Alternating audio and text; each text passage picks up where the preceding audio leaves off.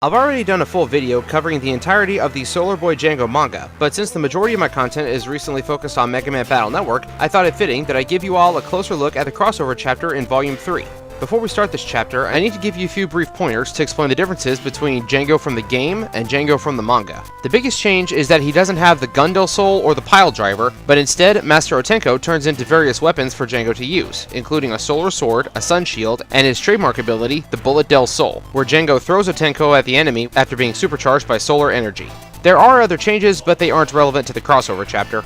So, the chapter starts, and Django sees a giant lightning bolt falling from a sky shrouded in dark clouds. When he goes to investigate, he finds several Magtech viruses, and mistakes them for a new breed of vampire. Then, another lightning bolt causes a new figure to appear, one that is familiar to us all. Django thinks that this new figure is the leader of the Magtechs and challenges him to a fight. Mega Man apparently recognizes Django as the Solar Boy, which is kind of a throwback to the Battle Network games, where Boktai appears to be an IP in-universe. He threatens to delete Django if he gets in the way, and calls his attack the Rocket Blaster.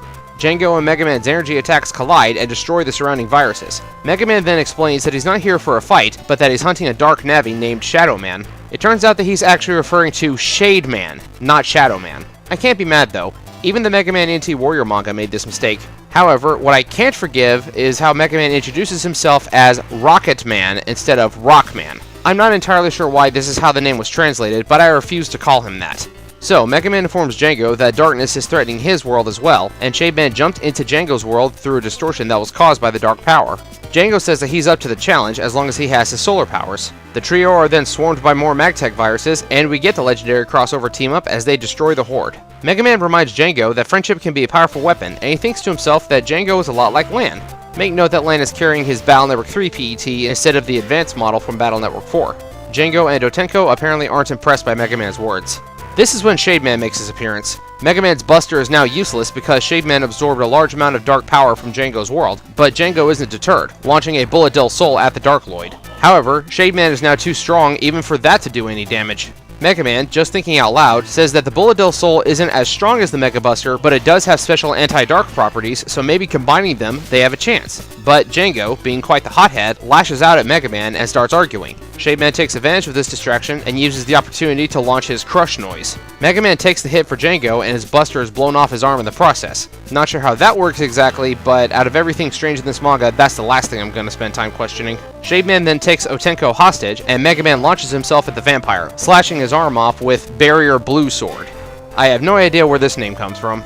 Despite that successful attack, Mega Man is too injured to keep fighting. Otenko then returns to Django, and Django grabs the Mega Buster, combining their powers together. This attack is enough to blow a hole through Shade Man's chest, but instead of being deleted, Shade Man opens up a portal and returns to the cyber world, which they call the virtual world. Mega Man follows him, bidding Django goodbye, saying that his best friend is waiting for him. After the Navis disappear, the dark clouds vanish, and we see that both Django and Mega Man are keeping up their respective fights. So, this chapter definitely isn't bad, I just wish that it had a better translation. I can see that it took influence from not just the games, like with Django getting the Mega Buster from Boktai 2, but also from Ryo Takemasaki's manga, with Mega Man having a booster pack and intense dark energy fields allowing Navis to manifest in the physical world.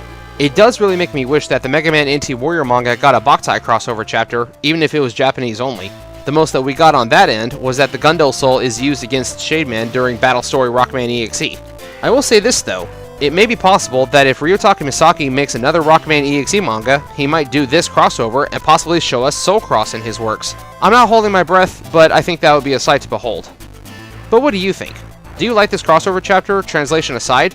What's your opinion on the Boktai crossover as a whole? Leave your thoughts in the comments below.